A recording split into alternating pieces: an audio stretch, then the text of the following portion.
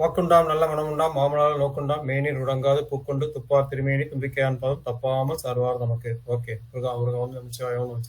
எல்லாருக்கும் புத்தாண்டு வாழ்த்துக்கள். ஓகே, இப்போ வந்து நம்ம ஒரு வீடியோ ஒன்று ரிலீஸ் பண்ணியிருந்தேன், எல்லாரும் பார்த்துருப்பீங்கன்னு நினைக்கிறேன். அதுல ஏதாவது டவுட் இருக்குங்களா? ஹலோ, யாராவது ஒருத்தர் சொல்லுங்க. ஓகே, அந்த சார்ட் நோட் பண்ணிருக்கீங்களா? ஹலோ, நோட் பண்ணிருக்கீங்க. ஓகே ஓகே, நோட் பண்ணாத யாரா இருக்கீங்களா? இல்ல திருப்பி சார்ட் சொல்லணுமா?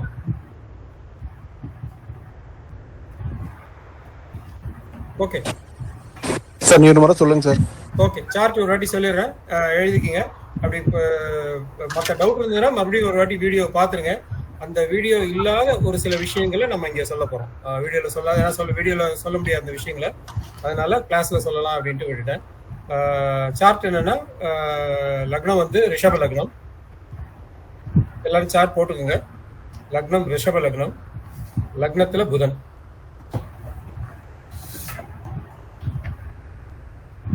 எனக்கு இந்த டெக்னிக்கை சொல்லி கொடுத்தது விஜயலட்சுமி மேடம் தான். தேங்க்ஸ், அவங்களுக்கு தான் நான் நன்றி சொல்லணும். மனாட்டனஸா எடுக்காம இந்த மாதிரி ஒரு சார்ட் போட்டு சொல்லி கொடுத்தீங்கன்னா நல்லா இருக்கும் அப்படின்னாங்க. ஓகே, ரிஷப லக்னம், லக்னத்திலே புதன், சூரியன், ராகு, சுக்கிரன். லக்னத்துல ரிஷப லக்னம், லக்னத்துல புதன் 5 டிகிரி, சூரியன் 22 டிகிரி, சுக்கிரன் 27 டிகிரி, ராகு ரோஹி நட்சத்திரம் 2ஆம் பாதம்.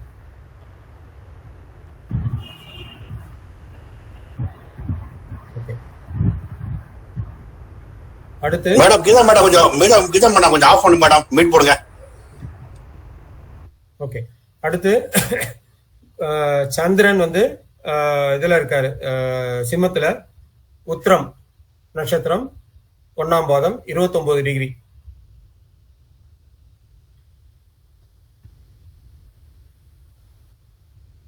ஆறுல சனியும் செவ்வாயும் வக்ரம்.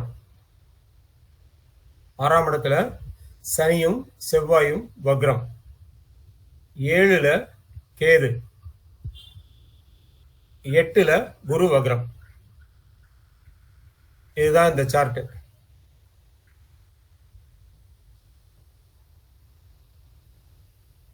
ஓகே, சார்ட் எல்லாருக்கும் புரிஞ்சிருக்குன்னு நினைக்கிறேன். சார்ட்ல எந்த டவுட் இருக்காது.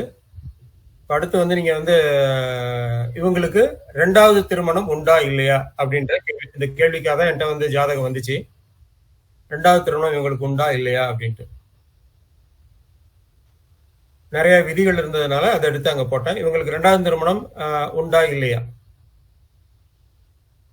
யாராவது ஒருத்தர் சொல்லுங்க. இருக்குங்க சார், 2வது திருமணம் லக்னத்திலே புதன் இருக்காருல்லங்க சார், 2வது திருமணம் இருக்குங்க சார். ஓகே, சோ குட், நல்ல விஷயம் தான். லக்னத்துல புதன் இருக்காரு சொல்றீங்க. ரிச்சி வானதி. ஓகேமா ஓகேமா ஓகேமா, 2வது திருமணம் இருக்குன்னு சொல்லிருக்கீங்க. Okay fine. இவங்களுக்கு பாத்தீங்கன்னா குரு 8ஆம் இடத்துல குரு வக்ரம், அவர் 11ஆம் அதிபதி ஆகுறாரு. அவரை வந்து சனி பாத்துடுறாரு, செவ்வாயோட சேர்ந்து சனியும் பாக்குறாரு.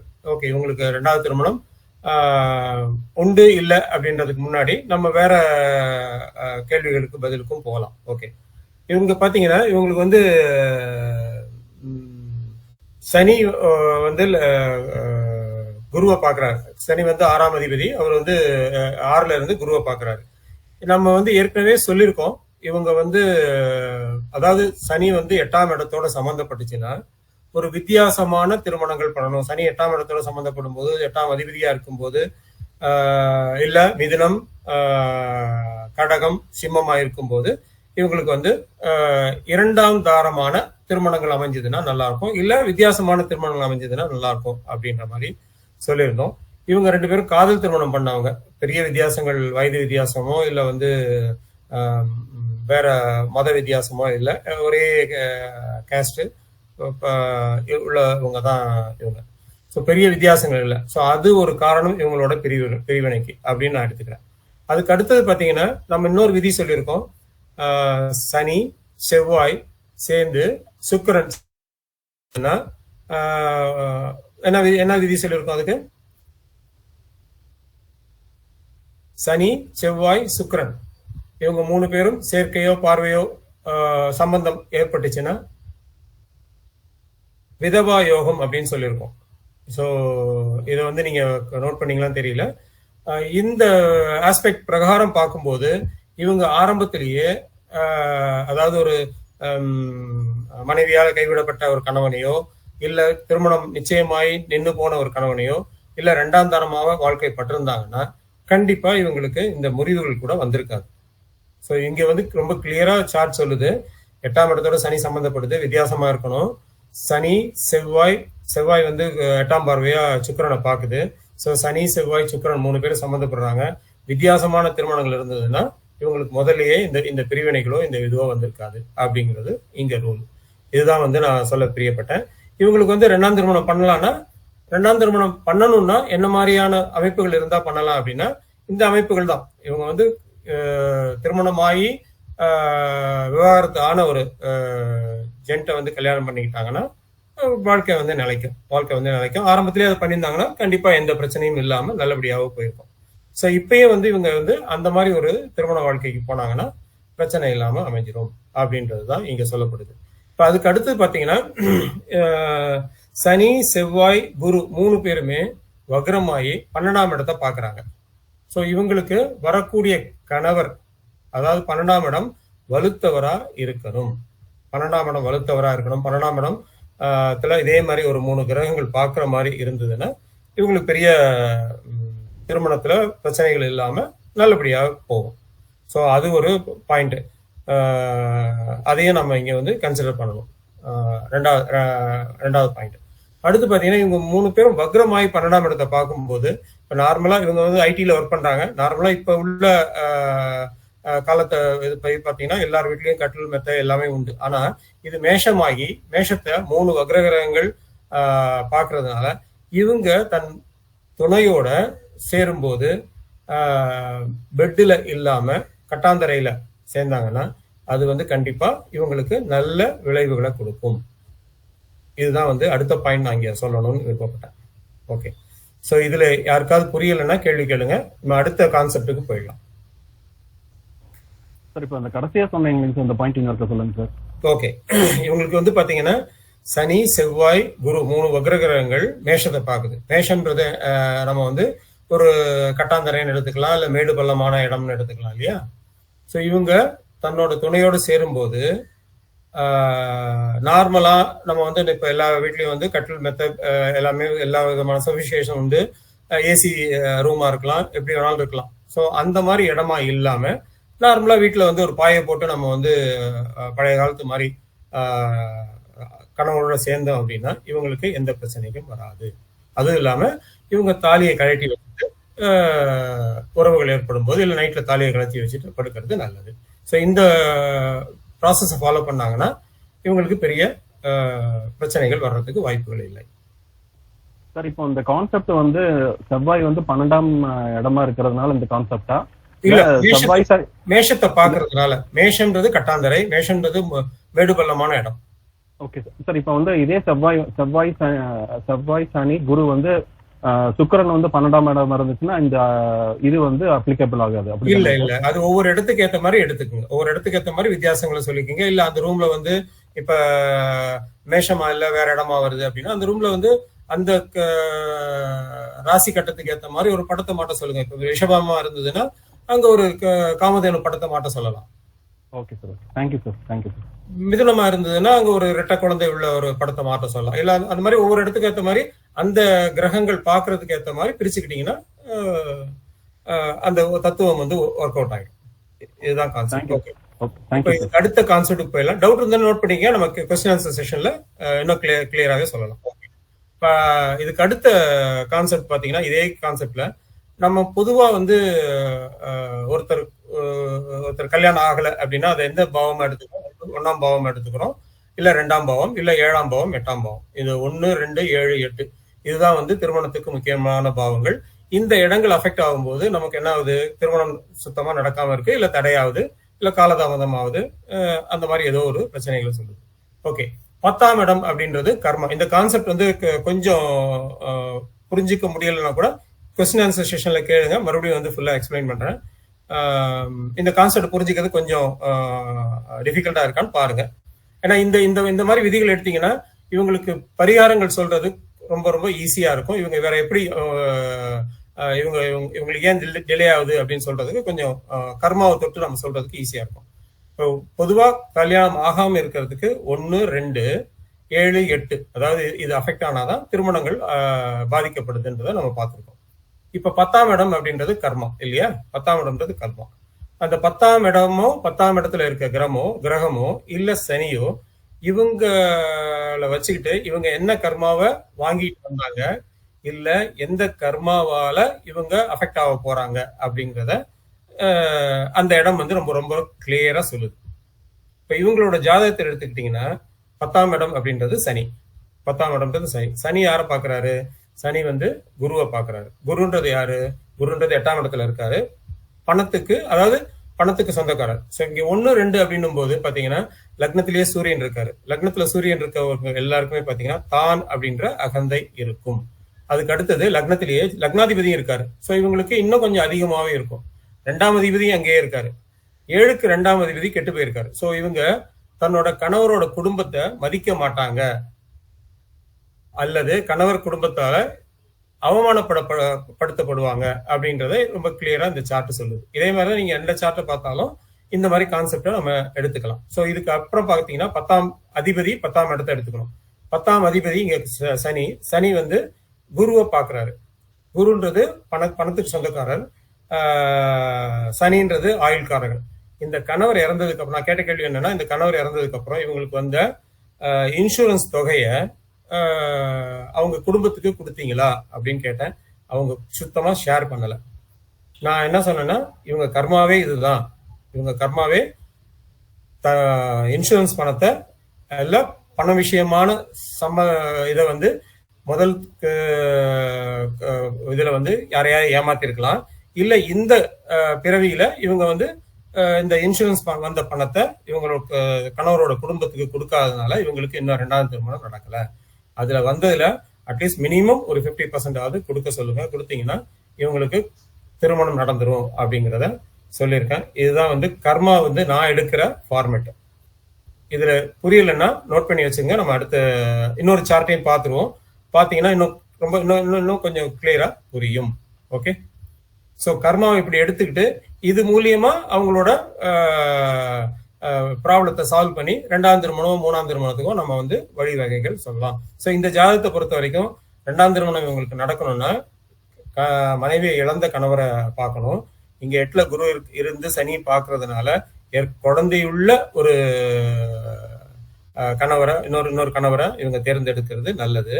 அதே மாதிரி கணவரோட உடல் உறவுகள் வச்சுக்கும் போது இவங்க வந்து நார்மலா இல்லாம படுக்கை அறையில வித்தியாசங்களை ஏற்படுத்திக்கிறது நல்லது. அதுக்கு அடுத்தது இவங்க பணம் சார்ந்த விஷயங்கள்ல தன்னோட கணவர் குடும்பத்தை ஏமாத்தாம இருந்தாங்கன்னா இவங்களுக்கு எல்லா விதமான நன்மைகள் நடக்கும். இதுதான் வந்து நான் சொன்ன கர்மா தியரி. இந்த சார்ட்டுக்கு இவங்க கொடுக்கலன்றத அந்த ஜோசியர் மூலியமா நான் கேட்டு தெரிஞ்சுக்கிட்டேன். இவங்க வந்து கொடுக்க சொல்லுங்க, கொடுத்தா தான் இவங்களுக்கு வந்து இவங்களுக்கு மட்டும் இல்ல இவங்க குழந்தைங்களுக்கும் நல்லா இருப்பாங்க அப்படிங்கிறதையும் சொல்லிட்டேன். ஓகே, இப்போ அடுத்த இன்னொரு சார்ட் சொல்றேன். அதுலயும் இதே கான்செப்ட் நம்ம பார்க்கலாம். சார்ட் எழுதிக்கங்க. சார்ட்ல பாத்தீங்கன்னா சார்ட் போட்டுக்குங்க. இது விருச்சிக லக்னம்.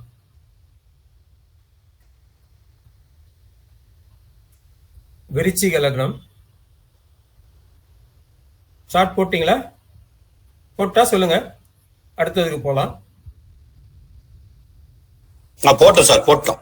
ஓகே, விருச்சிக லக்னம். லக்னத்துல சூரியன், சந்திரன், புதன்,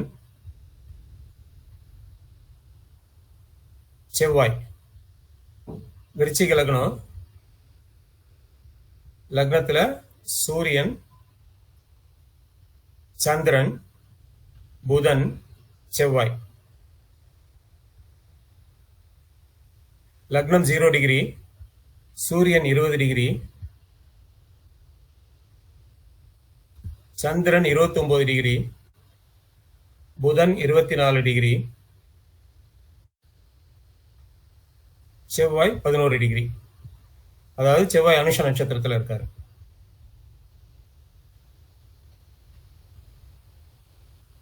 ரெண்டுல ராகு,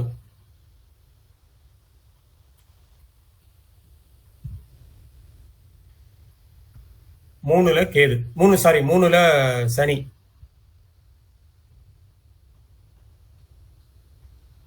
மூணுல சனி, எட்டுல கேது, 10ல குரு, 12ல சுக்கிரன்.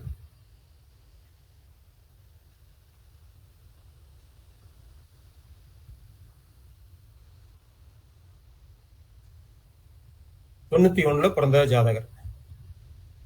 டிசம்பர் 7, 91. ஐயா ஆண் ஜாதகமா ஐயா? சார் என்னம்மா? ஐயா ஆண் ஜாதகமா? ஆண் ஜாதகம்மா. ஆமாம்மா. கிரகங்கள் இன்னும் கூட சொல்லுங்க சார். சொல்லிடுறேன், மறுபடியும் ஒரு வாட்டி சொல்றேன். விருச்சிக லக்னம், லக்னத்துல சூரியன், சந்திரன், செவ்வாய், புதன். சந்திரன் கேட்டை நட்சத்திரம் 4ஆம் பாதம் 29 டிகிரி, லக்னம் 0 டிகிரி, சூரியன் 20 டிகிரி, செவ்வாய் 11 டிகிரி,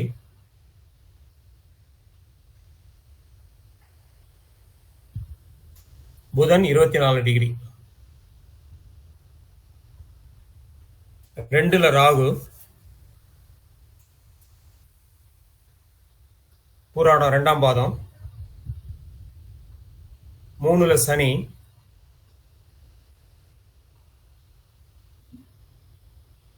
சனி வந்து சூரியன் நட்சத்திரத்துல இருக்காரு, உத்திராடத்துல. 8ல கேது, 10ல குரு, குரு வந்து பூரத்துல இருக்காரு. சார் 11 சொன்னீங்க சார். குரு 11 சொன்னீங்க. 11 10 சாரி 10. குரு 10. பூரம் 2ஆம் பாதம், 12ல சுக்கிரன்.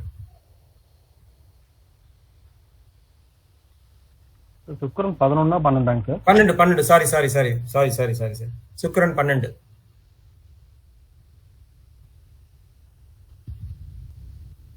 சுக்கிரன் 12. ஓகே. சோ இவருக்கும் திருமணம் ஆகல. திருமணம் ஆகாததுக்கு விதியை விட்டுருவோம். நம்ம இங்க கர்மா தேரி எப்படி எடுத்து அப்படின்னு. சுக்கிரன் எந்த ஸ்டாருங்க சார்? சுக்கிரன் எந்த ஸ்டாருங்க சார்? சுக்கிரன் வந்து இது சுவாதியில இருக்கு. சுக்கிரன் சுவாதியில இருக்கு. 91 12 7 91. ஏன் 7 12 91 சொன்னீங்க? 7 12. 7 12 சாரி 7 12 91. 7 டைமிங் டைம் வந்து காலையில 4:50. Okay, thank you sir. ஓகே. உன்னையும் உங்களுக்கு திருமணம் ஆகலையா ஐயா? திருமணம் ஆகல. இவங்களுக்கு நான் திருமணம் ஆகாததுக்கு விதியை நம்ம ஏற்கனவே நிறைய பார்த்துட்டோம். இங்க கர்மா தியரி எப்படி எடுக்கிறது அப்படின்றத இங்க சொல்றேன் நான். நம்ம சொன்ன அதே விதிகள் எடுத்துப்போம். 1 2 7 8 10ஆம் இடம் சனி அப்படிங்கிறத எடுத்துப்போம். பொதுவா சுக்கிரன் 12ஆம் இடத்துலயோ 8ஆம் இடத்துலயோ இருக்கும்போது பாத்தீங்கன்னா இவரு பெண் சார்ந்த விஷயங்கள்ல ஒரு தொந்தரவு இருக்கும். பெண் சார்ந்த விஷயங்கள இவர் ஏதாவது பாதகம் செஞ்சிருப்பாரு அப்படிங்கிற எடுத்துக்கலாம். அது பெண்ணுன்னு எடுத்துக்கலாம், இல்ல வந்து பெண்ணுன்னா ஓகே கலத்திரம்னு எடுத்துக்கலாம், இல்ல அத்தை தங்கச்சி அந்த மாதிரி விஷயங்களையும் நம்ம எடுத்துக்கலாம். ஸோ இங்க வந்து பாத்தீங்கன்னா 2ஆம் இடத்துல ராகு இருக்காரு, 3ல சனி 4ஆம் அதிபதி சனி அங்க இருக்காரு. அவர் 10ஆம் பார்வையா சுக்கிரனா பாக்குறாரு. ஸோ 10ல குரு இருக்காரு, அவரும் வந்து சுக்கிரனோட சாரத்தை வாங்கியிருக்காரு, அவர் 4ஆம் வீட்டை பாக்குறாரு. ஸோ இங்க 4ஆம் வீடு சம்பந்தமான விஷயங்களை சொல்லுது. 4ஆம் வீடு அப்படின்னா சொத்து நம்ம எடுத்துக்கலாம். அதுக்கு 12ல சனி இருக்காரு, அவர் யார பாக்குறாரு, சுக்கிரனா பாக்குறாரு. ஸோ நான் என்ன கேட்டேன்னா, இந்த ஜாதகர் அத்தைக்கோ இல்ல இவங்க பூர்வீக சொத்தை பிரிக்கிறதுலயோ ஏதாவது ஒரு விதத்துல சொத்தை கொடுக்கலையா, அந்த சொத்தை கொடுக்காதனால இவருக்கு கர்மாக்கள் ஏற்பட்டிருக்கு, அதனால இவருக்கு திருமணம் ஆகலை, அந்த சொத்தை கொடுத்துருங்க. கொடுத்தீங்கன்னா இவங்க என்ன சொன்னார் அப்படின்னா, சொத்து கொடுக்கறது எங்களுக்கு ஒன்றும் பிரச்சனை இல்லை, வழக்கு போயிட்டு இருக்கு, பட் எங்க மூத்த அண்ணன் வந்து ஒத்துக்க மாட்டேன்றாரு. அவருக்கு வந்து லக்னத்திலேயே சூரியன் இருக்கு, அவர் 10ஆம் அதிபதி, தந்தை காரகன், தந்தைக்கு காரகன் ஸ்தானத்தில் பாத்தீங்கன்னா குரு இருக்காரு. ஸோ தந்தை மூலியமா வரக்கூடிய பிரச்சனை அப்படின்றத சொல்லுது. இவர் என்ன சொல்றாருன்னா, இவரோட மூத்த அண்ணன் 11ஆம் இடம், மூத்த அண்ணன் வந்து ஒத்துக்கல, அதாவது தந்தை காரகன் என்ன இடத்துக்கு 11ஆம் இடம்னு எடுத்துக்கலாம், அவரோட மூத்த அண்ணன் ஒத்துக்காதனால வழக்குகள் போயிட்டு இருக்கு அப்படின்ற மாதிரி சொன்னாரு.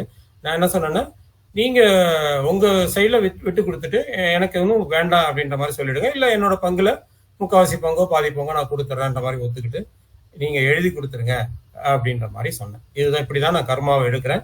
இந்த கர்மாவை எடுத்து இந்த மாதிரி பரிகாரங்களை தான் முக்காவாசி நான் வந்து வரக்கூடிய கிளைண்ட்டுக்கு சொல்றேன். இது வந்து 60 to 70% ஒத்து வருது. எல்லாமே ஒத்து வருதுன்னு சொல்ல வரல, 70% கண்டிப்பா ஒத்து வருது. இந்த மாதிரி நீங்க வந்து எடுத்தீங்கன்னா கண்டிப்பா உங்களோட ஜாதகரோட கர்மாக்கள் எப்படி நடக்குது, இதை எப்படி சரி பண்ணோம்னா இவங்களோட வாழ்க்கை முறைகள் சரியாகும் அப்படின்றத சொல்லலாம் அப்படின்றதுக்கு தான் இந்த 2 ஜாதகம் தான் கொடுத்துருக்கேன். இதுல ஏதாவது டவுட் இருந்ததுன்னா நம்ம வந்து கொஸ்டின் ஆன்சர் செஷன்ல வச்சுக்கலாம். இப்ப நம்ம வந்து திருமணம் ஆகாததுக்கு காரணங்கள் பிளஸ் தாமத திருமணமே ஆகாது அப்படின்றத 2 விதமா பிரிச்சு பார்க்கலாம். இப்ப திருமணம் ஆகாது அப்படின்றதுக்குள்ள காரணங்களை, அதாவது தாமத விதிகளை இப்ப கொஞ்சம் பாத்துருவோம். அடுத்து கொஸ்டின் டேட் ஆஃப் பர்த் பத்தி இன்னொரு தடவை சொல்லுங்கய்யா. 7/12/1991. 91ல வர வாய்ப்பு இல்லைங்க. சனி வந்து 91ல வந்து கடகத்துல நிக்காது. சனி இல்ல ஒரு நிமிஷம் இருங்க, ஒரே நிமிஷம். 91 இருக்கு, ஒரே நிமிஷம் பாத்துறேன் சார். சனி வந்து இங்க இதுல இருக்குமா, மகரத்துல தான் இருக்கு. சனி மகரத்துல இருக்கு. ராகு கரெக்டா இருக்காங்க ஐயா? என்னம்மா? ராகு வந்து தனுஷ் தானா? ராகு தனுசு தான். இல்ல ஏன்னா 89ல வந்து ராகு வந்து இதுல இருந்தது. இல்ல டிசம்பர் 12 7th December 1991 4:50 AM. குரு வந்து கும்பத்துல வராது, சனி இங்க வராது, ராகு. ரெண்டாவது சார்ட், நான் சொல்றது ரெண்டாவது சார்ட்ல விருச்சிக லக்னம் ரெண்டாவது சார்ட்டுங்களா? ஓகேங்க, ரெண்டாவது சார்ட். நான் இதை வச்சுதான் இன்னைக்கு 91ல நீங்க கேட்ட கேள்விக்கு பதில் சொன்னேன். ஓகேங்க. ஓகே சார், ஜாதக பிறந்த ஊர் இது சார்? சென்னைன்னு போட்டுங்க. நம்ம கரெக்டான ஊர்லாம் நான் கொடுக்கல, கரெக்டான ஊரும் கொடுக்கல, கரெக்டான டைமும் கொடுக்கல, டைம் கொஞ்சம் மாத்திருக்கேன்.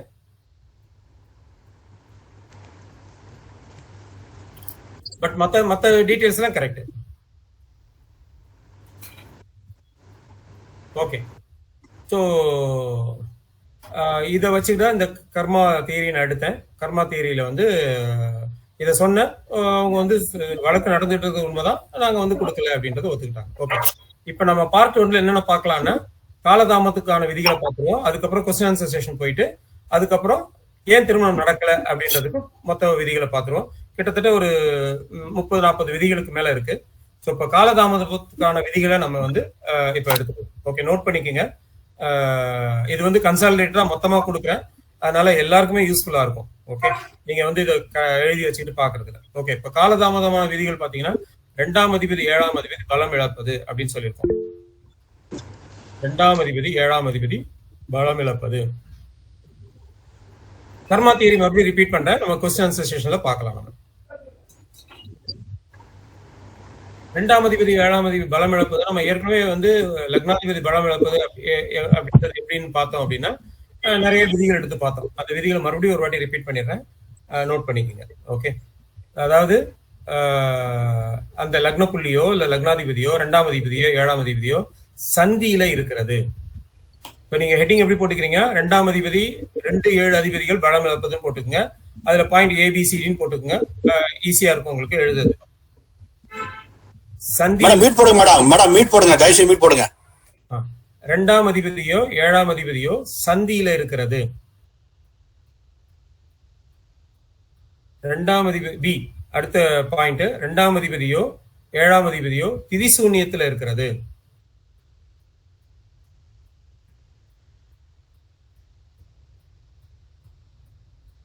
ரெண்டாம் அதிபதியோ 7ஆம் அதிபதியோ திதிசூன்ய சாரத்துல இருக்கிறது. திதிசூன்ய அதிபதி சாரத்துல இருக்கிறது.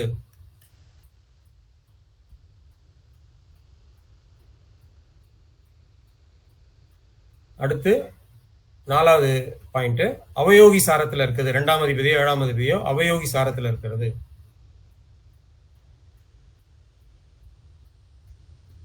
அடுத்து 5வது பாயிண்ட், 2ஆம் அதிபதியோ 7ஆம் அதிபதியோ 6, 8, 12 இருக்கிறது.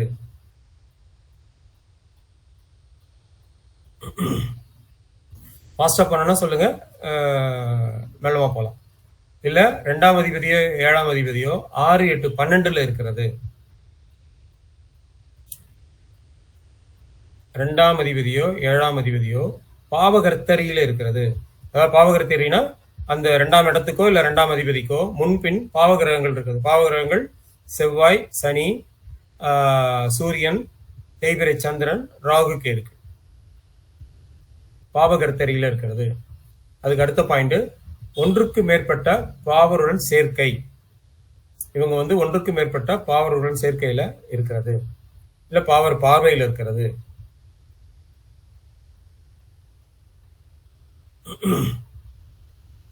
அடுத்து 2ஆம் அதிபதி இல்ல 7ஆம் அதிபதி. கொஞ்சம் மெதுவா சொல்லுங்க சார், கொஞ்சம் ஃபாஸ்டா போறீங்க. ஓகே ஓகே, இப்ப இது திருப்பி ரிப்பீட் பண்ற, பாவகர்த்தரியில இருக்கிறது. அதுக்கு அப்புறம் ஒன்றுக்கு மேற்பட்ட பாவரோட சேர்க்கை பெறுவது. 2ஆம் அதிபதியோ 7ஆம் அதிபதியோ ஒன்றுக்கு மேற்பட்ட பாவர்களுடன் சேர்ந்து இருப்பது, இல்ல பாவர்களோட பார்வையில் இருப்பது.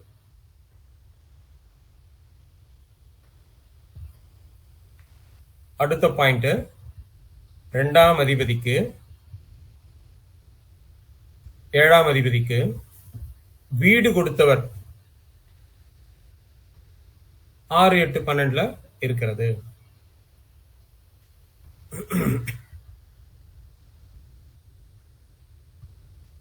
அடுத்து 2ஆம் அதிபதிக்கோ 7ஆம் அதிபதிக்கோ சாரம் கொடுத்தவர் அல்லது வீடு கொடுத்தவர் 2 பேரும் 6, 8, 12 இருக்கிறது. 2ஆம் அதிபதிக்கு 7ஆம் அதிபதிக்கு வீடு கொடுத்தவர் 6, 8, 12. அடுத்து 2ஆம் அதிபதிக்கு 7ஆம் அதிபதிக்கு சாரம் கொடுத்தவர் வீடு கொடுத்தவர் 2 பேருமே 6, 8, 12 மறைகிறது. இந்த பாயிண்ட அண்டர்லைன் பண்ணி வச்சுக்கோங்க. 2ஆம் அதிபதி 7ஆம் அதிபதிக்கு சாரம் கொடுத்தவர் வீடு கொடுத்தவர் 2 பேருமே 6, 8, 12 மறைகிறது, இல்ல சாரம் கொடுத்தவர் மறைகிறது. அதே மாதிரி 2ஆம் அதிபதிக்கு 7ஆம் அதிபதிக்கு சாரம் கொடுத்தவர் அல்லது வீடு கொடுத்தவர் நீசம் அஸ்தங்கம் அடைவது. இந்த 2 பாயிண்டையும் அண்டர்லைன் பண்ணி வச்சுங்க. இந்த 2 பாயிண்ட் இருந்ததுன்னா இது காலதாமதத்துக்கு பதிலா திருமண மறுப்பையே நிறைய இடங்களை கொடுக்குது. இது டைரக்டா எடுத்து நம்ம சொல்லணும்னு அவசியம் இல்லை. இப்ப போன ஜாதகத்துல நம்ம பார்க்கும்போது பாத்தீங்கன்னா புதன் வந்து வலுத்திருந்தாரு. 2ஆம் அதிபதி அங்க வலுத்திருந்ததுனால 5ஆம் அதிபதியும் அவரே ஆகி வலுத்திருந்ததுனால அவங்களுக்கு திருமணம் நடந்தது. ஸோ இந்த ஒரு பாயிண்ட் வச்சுட்டு நீங்க மறுப்புன்னு சொல்லக்கூடாது. மற்ற பாயிண்ட பார்த்துக்கிட்டு நம்ம வந்து திருமணம் மறுப்பான்னு போகணும். ஆனா இங்க 2ஆம் அதிபதி 7ஆம் அதிபதிக்கு சாரம் கொடுத்தவர் மறைகிறது, சாரம் கொடுத்தவர் வீடு கொடுத்தவர் வந்து அஸ்தங்கம் நீசமாறது வந்து முக்காவாசி நேரங்கள்ல திருமண மறுப்புகளை கொடுக்குது. அதே மாதிரி 2ஆம் அதிபதி 7ஆம் அதிபதி சர்பத் ரேகானத்துல இருக்கிறது. ஸோ இந்த பாயிண்ட் எல்லாம் எழுதிருப்பீங்கன்னு நினைக்கிறேன். இதுல ஏதாவது பாயிண்ட் விட்டு போச்சுன்னா கொஸ்டின் ஆன்சர் செஷன்ல கேளுங்க, அங்க நம்ம வந்து கிளாரிஃபை பண்ணிக்கலாம்.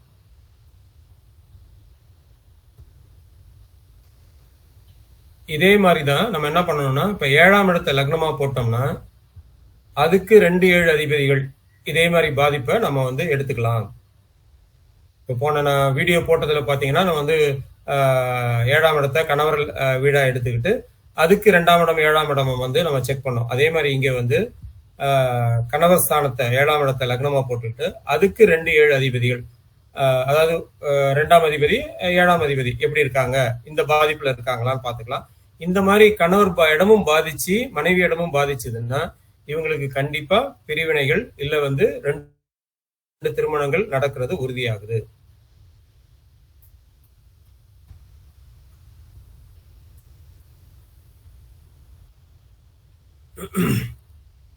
அடுத்த பாயிண்ட், இப்ப 2வது பாயிண்ட்னு போட்டுங்க. இதுல வந்து சப்விதிகளும் இருக்கு, அதனால 2வது பாயிண்ட் போட்டுங்க. 2-7ஆம் அதிபதிகள் ஒருவருக்கு ஒருவர் 6-8ஆக இருக்கிறது.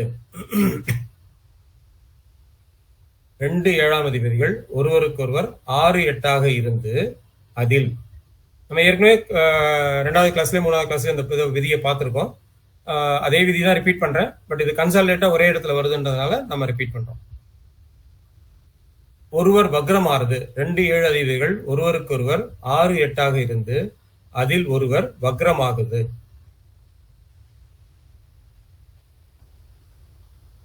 ரெண்டு 7 அதிபதிகள் ஒருவருக்கு ஒருவர் 6-8 இருந்து அதில் ஒருத்தர் நீசமாகிறது. முதல்ல வக்ரமாகிறது, அடுத்து நீசமாகிறது.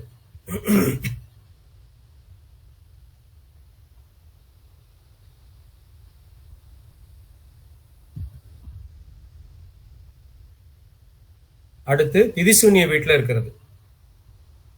2ஆம் அதிபதி 7ஆம் அதிபதி ஒருத்தருக்கு ஒருத்தர் 6-8 இருந்து அந்த வீட்டுல ஏதாவது ஒரு வீடோ இல்ல 2 வீடோ திதிசூன்யமா இருக்கிறது.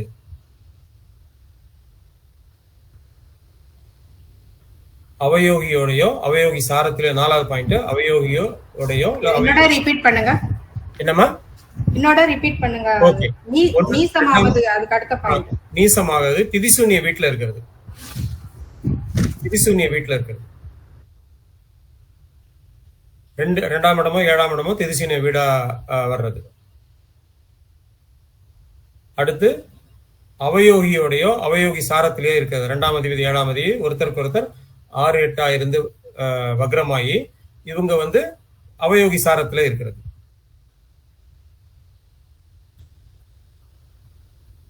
அடுத்த பாயிண்ட் அஸ்தங்கமாகுது. ஒரு கிரகம் அஸ்தங்கம் ஆகுது அப்படின்னும் போது பாத்தீங்கன்னா சுக்கிரன் வந்து 9 பாகையில வந்து அஸ்தங்கமாகுது. ஸோ அது நெருங்கி வர வர வர வர வர அந்த வந்து பிரச்சனைகள் கொஞ்சம் அதிகமாகுது. இப்ப சுக்கிரன் அஸ்தங்கமாகுது அப்படின்னு பாத்தீங்கன்னா சுக்கிரன்றது வந்து நம்ம வந்து என்ன சொல்றோம், நீர் கிரகம் சொல்றோம். சுக்கிரன்றதான் விந்து அப்படின்றோம். அது சூரியனோட சேர்ந்து அஸ்தங்கமாகும் போது அந்த விந்து தன்மை குறைஞ்சிடுது. அதனால தம்பதிகளுக்குள்ள பிரச்சனை வந்து அவங்க பிரியறதுக்கு வாய்ப்புகள் இருக்கு. இல்ல திருமணம் ஆகாமலே இவங்க இருக்கிறதுக்கு வாய்ப்புகள் அதிகமா இருக்கு. அஸ்தங்கம்ன்றது ரொம்ப நெருங்கி வர வர வர வர பிரச்சனைகள் அதிகமா கொடுக்குதுன்றதை எடுத்துக்கலாம். அதே மாதிரி 2-7ஆம் அதிபதிகள் ஒருவருக்கொருவர் கிரக யுத்தத்தில் இருக்கிறது, இல்ல வேற கிரகங்களோட சேர்ந்து கிரக யுத்தத்துல இருக்கிறது.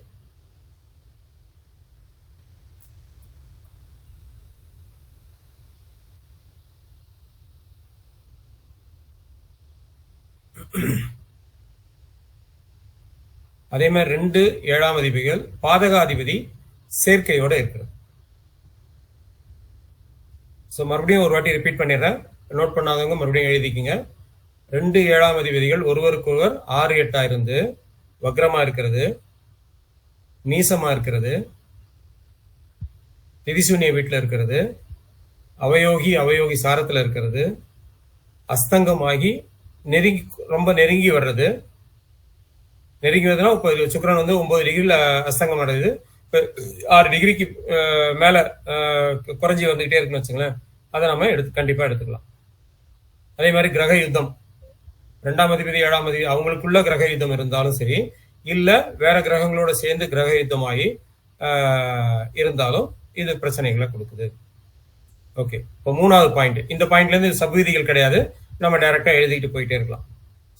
இங்கேயும் 7ஆம் இடத்தை நம்ம லக்னமா போட்டுக்கிட்டு இந்த 2 7 அதிபதிகள் மேல சொன்ன விதிகள் படி வருதாங்களான்னு பாத்துக்க. அதாவது 7ஆம் இடத்தை கணவன் ஸ்தானத்தை லக்னமா போட்டுக்கிட்டு நம்ம இப்ப மேல சொன்ன விதிகள் எல்லாமே வருதுதான்றதை பாத்துக்கலாம்.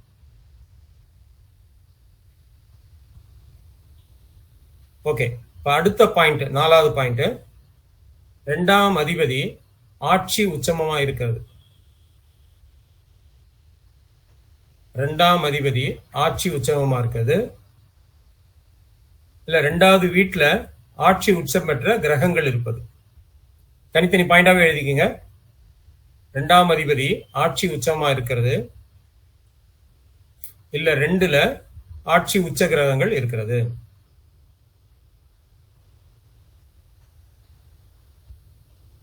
அதே மாதிரி 7ஆம் அதிபதி ஆட்சி உச்சமா இருக்கிறது, 7ல ஆட்சி பெற்ற கிரகம் உச்ச பெற்ற கிரகம் இருக்கிறது.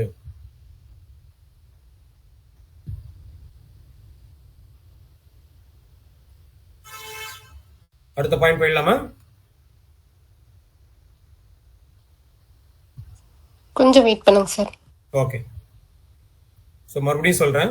2ஆம் அதிபதி ஆட்சி உச்சமமா இருக்கிறது, 2ல ஆட்சி பெற்ற கிரகம் உச்சம் பெற்ற கிரகம் இருக்கிறது, 7ஆம் அதிபதி ஆட்சி உச்சமா இருக்கிறது, 7ல உச்ச பெற்ற கிரகம் இருக்கிறது.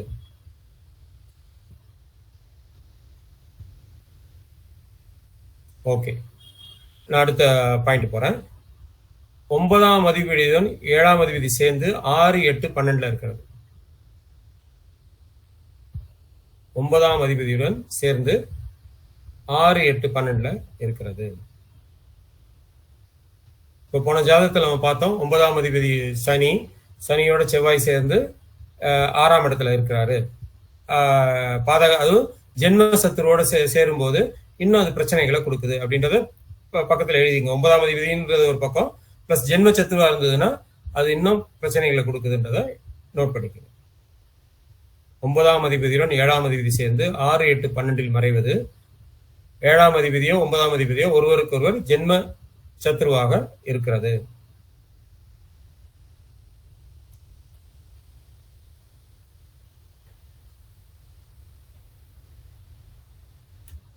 அடுத்து சூரியன், செவ்வாய், சுக்கிரன். சூரியன், செவ்வாய், சுக்கிரன் இவங்க 3 பேருமே நெருங்கிய பாகையில இருந்து, இவங்க 3 பேருமே சூரியன், சுக்கிரன், செவ்வாய் 3 பேருமே நெருங்கிய பாகையில இருந்து 1, 2, 7, 8 சம்பந்தப்படுறது. சூரியன், சுக்கிரன், செவ்வாய் நெருங்கிய பாகையிலிருந்து 1, 2, 7, 8 சம்பந்தப்படுறது.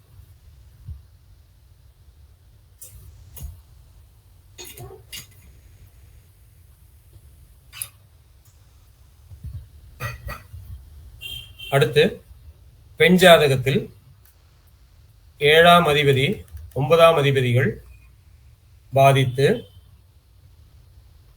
குருவும் பாதிப்படையது. பெண் ஜாதகத்தில் 7ஆம் அதிபதி 9ஆம் அதிபதிகள் பாதித்து குருவும் தனுசுவும் பாதிப்படைவது.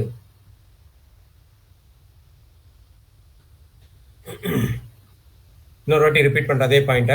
பெண் ஜாதகத்தில் 7ஆம் அதிபதியும் 9ஆம் அதிபதியும் பாதித்து தனுசும் குருவும் பாதிப்படைவது.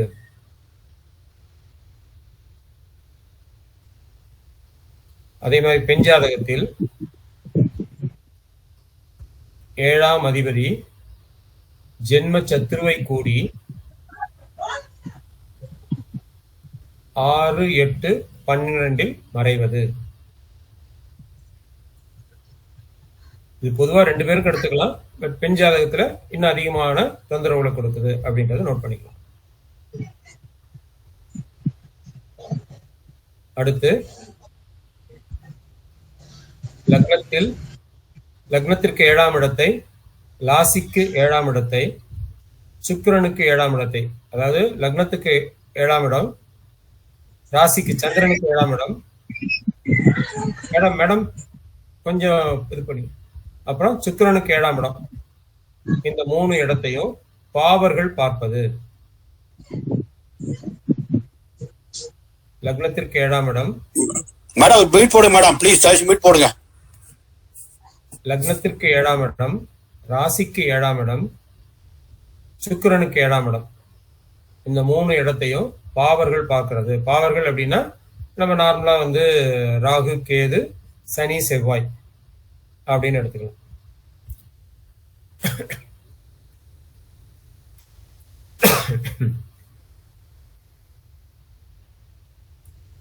அடுத்து சூரியன் 2, 7, 8 இருப்பது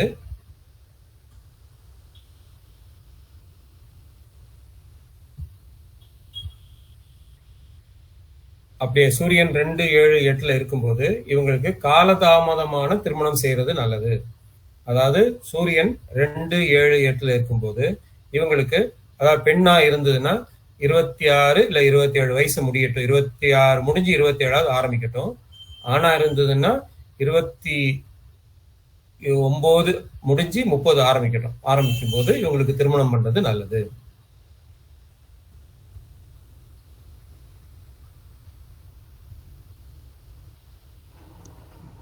சார் வணக்கம், செந்திலான் சார். சொல்லுங்கம்மா சார், உங்களுக்கு இந்த இது ஞாபகம் இருக்கா? பெண்ணுக்கு 7இல் சூரியன் இருந்தா வீட்டோட மாப்பிள்ளை திருமணம் செய்ய நன்மை. அது ஓகே, நன்மைதான். பெண்ணுக்கு 7ல வந்து வீட்டோட மாப்பிள்ளை திருமணம் செய்வது நன்மைதான். ஆனா காலதாமதமான திருமணம் அப்படின்றதுதான் நம்ம இங்க சொல்ல வரோம்.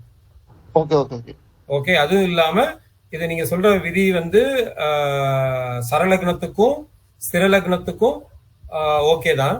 பட் இது வந்து உபயலக்னமா இருந்ததுன்னா அவங்களுக்கு 2 திருமணத்தை கொடுத்துருது. ஓகே, நம்ம பின்னாடி பார்ப்போம், அந்த விதிகளை பார்ப்போம். பட் இது வந்து பிரிவினையை கொடுத்துருது. 2ல இருக்கும்போது கொஞ்சம் கேர்ஃபுல்லா அதை பண்ண பார்க்க வேண்டிய அவசியம் இருக்கு. ஓகே சார், இப்போ அந்த சூரியன் வந்து 2, 7, 8 வந்து ஆட்சியா இருந்தாலும் இந்த பிரச்சனை கொடுக்குமாங்க சார்? கண்டிப்பா கண்டிப்பா. ஆட்சினா வலிமையா கொடுக்கும். ஆமா ஆமா ஆமா. ஓகே, அடுத்த பாயிண்ட் 2, 7 அதிபதிகள் 6, 8 இருந்து ஒருவர் பலம் இழப்பது. நம்ம பலம் இழக்கிறதுன்றதை மேல பார்த்துட்டோம். ஒருவர் 6, 8 இருந்து ஒருவர் பலம் இழக்கிறது காலதாமத திருமணத்தை சொல்லுது.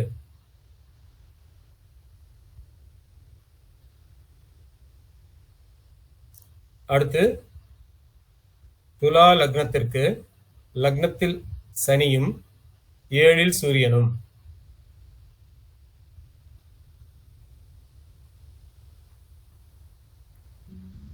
உச்சன் பார்த்தால் அப்படின்ற கான்செப்ட் நம்ம இங்க எடுத்துட்டு வந்துக்கலாம்.